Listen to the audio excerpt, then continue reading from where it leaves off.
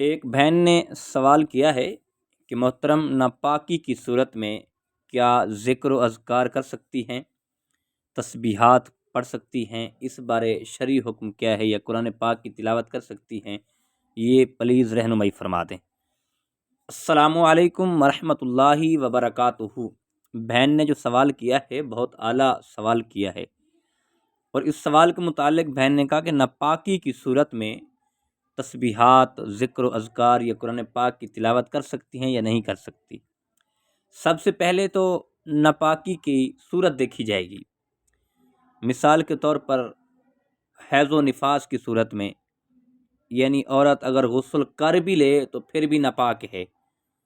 اور دوسرا ہے حقوق زوجیت جو ہے، اس میں فقہائے کرام نے لکھا ہے کہ حقوق زوجیت جو ہیں، جو جب اس پر غسل فرض ہو جائے تو غسل میں تاخیر نہیں کرنی چاہیے، اور تاخیر نہیں کرنی چاہیے اور فوری ہی غسل کرنا چاہیے، تاکہ وہ عبادت جو ہے اپنی غسل اور پاک ہو کے کر سکے۔ اور اس کے بعد جو ہے فقہا کرام نے لکھا ہے حیض و نفاس کی صورت میں اگر وہ غسل کر بھی لے پھر بھی ناپاک ہے تو وہ قرآن پاک کی تلاوت تو نہیں کر سکتی، اب اس کے بعد جو ہے وہ نماز بھی نہیں پڑھ سکتی، روزہ بھی نہیں رکھ سکتی۔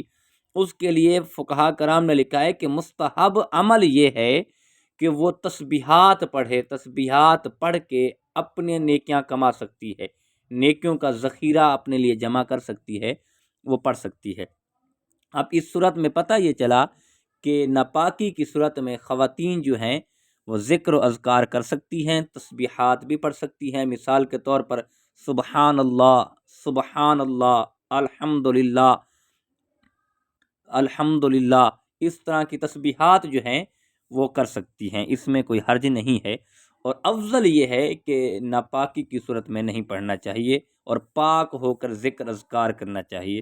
جب آپ پاک ہو کر، جسم پاک ہوگا، پاکی کی صورت میں جب آپ ذکر و اذکار کریں گی تو اس کی لذت اور اس کا سکون اور اس کی چاشنی کچھ اور ہوگی۔